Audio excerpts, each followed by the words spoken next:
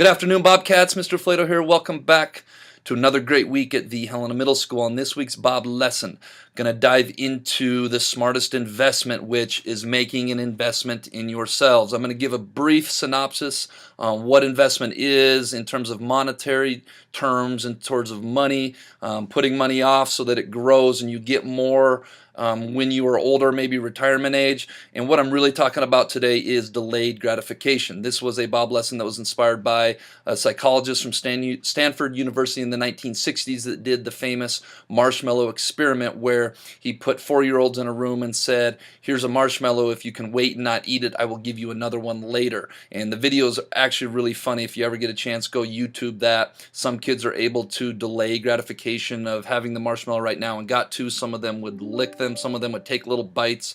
Really funny. But the point of today's B.O.B lesson is making a commitment to your academics today so that you can have great success in the future. On that note, let's get rocking and rolling. Hope you guys go out and make it a great week.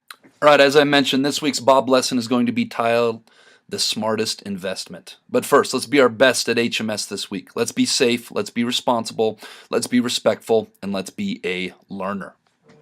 All right, so let's start this B.O.B lesson by me asking you a question. Let's pretend you come across $5. Maybe you get it from a parent or a guardian. Maybe you go out and earn it. I don't care really how you got it, but you have $5 and it is in your pocket at this very moment. Let me ask you something. What would you do with it? Maybe you'd go and spend it at Frozen Moose, like I know a lot of you like to do after school, and get some ice cream. I love Frozen Moose. I love the strawberry cheesecake bites and okay, I can't talk about this right now. Maybe spend it at Town Pump on your walk home. Maybe you get some candy and a Coke or a Mountain Dew, or maybe buy some mint and meltaways that I love so much from a Pier selling chocolate right now. Or what about putting it in the piggy bank and not touching it for, let's say, a month, or saving it for next year, or maybe even saving it for 10 years from now? I suspect this last option doesn't appeal to too many of you. The difference between the first few spending options, going to Frozen Moose, buying mint and meltaways, maybe going up to Town Pump, and the last, which is putting in the piggy bank and saving it, highlights something very, very, very important in life called delayed gratification. Delayed gratification refers to the ability to put something mildly fun, like enjoying those mint and meltaways, or Town Pump, or the Frozen Moose, in order to gain something that is more fun and more pleasurable or more rewarding at a later time. Let me give you an example of this. For example, you could watch TV the night before an exam instead of studying. Maybe your favorite show is on a Tuesday night and you got an exam in science class on Wednesday. Or you could not watch your show. You could practice delayed gratification, study for the exam, be Bob, be responsible, do the right thing, do really well on the test, DVR your favorite show, and enjoy it the next night. You get the best of both worlds, and it's even more fulfilling. As adults, most of us do this with money every month. It's called saving for retirement. Also, you might hear your parents or guardians talk about their 401k. That's another fancy word for it. How this works is we take money that we earn working every month, and we take a certain percentage, sometimes anywhere between 5 to 15%. 15 is a little on the higher end, 5 might be a little on the lower end, and we invest it for the future. We take that money, we invest in the stock market, so that one day, after 30 years of working in a career, or 25 or 40 or however long you want to work, you have money saved up so you can retire. Let me show you how this kind of works. In the stock market, let's look at this graph on the left. We invest our money in the stock market as adults, or we invest it in other business ventures or other things. And instead of taking that money and spending it right now, we invest it and we decide we're not going to touch it for 30, 35, 40 years. And as this money is invested, the money grows in value. If you look at, this is a typical stock market data chart showing the value of something, and hopefully what starts out as a little minimal investment and we keep adding to it every month, by the time we go to retire, we have a whole lot of money waiting for us so that we can just vacation or travel, or maybe buy a home in Phoenix, or just not work and enjoy our life when we get to be a little bit older. Well, this takes delayed gratification. That 5 to 15%, which could come out to several $100s that we could be spending now on frozen moose or on vacations or new clothes or maybe a fancy car or whatever it is that people like to spend that money on, we don't get to spend that now.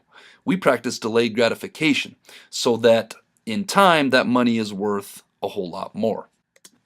Let me share a statistic with you that I learned in my studies once upon a time.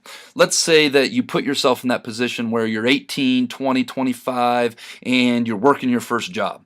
There's a statistic out there that says, based on like a 5% return using compound interest, that for every dollar you invest in your early 20s, by the time you go to retire, it's going to be worth $20. So if you follow this flow chart, maybe after 5 years, that dollar is now worth $5. Maybe after 15 years, that $5 is now worth $10. And after 30 years, that $10 is now worth $20. So I'm trying to think of something that costs $1. Maybe a soda pop at Town Pump. If you can restrain from having that soda at Town Pump right now, and you in turn invest that money in 30 years, you can have 20 soda pops. And that's kind of how investing works.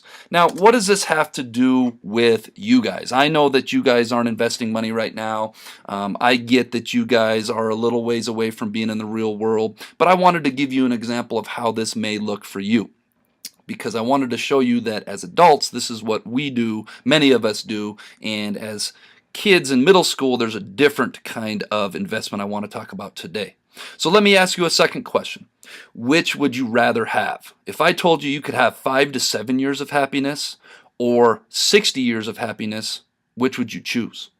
Now, this isn't a hard question. I'm sure that the majority of you, or hopefully all of you, would choose, well, Mr. Flato, that's a silly question. I would rather have 60 years of happiness. Okay, well, let me put this in terms that you guys can understand. For many of you, you guys are making an investment right now. It's called investing in your education.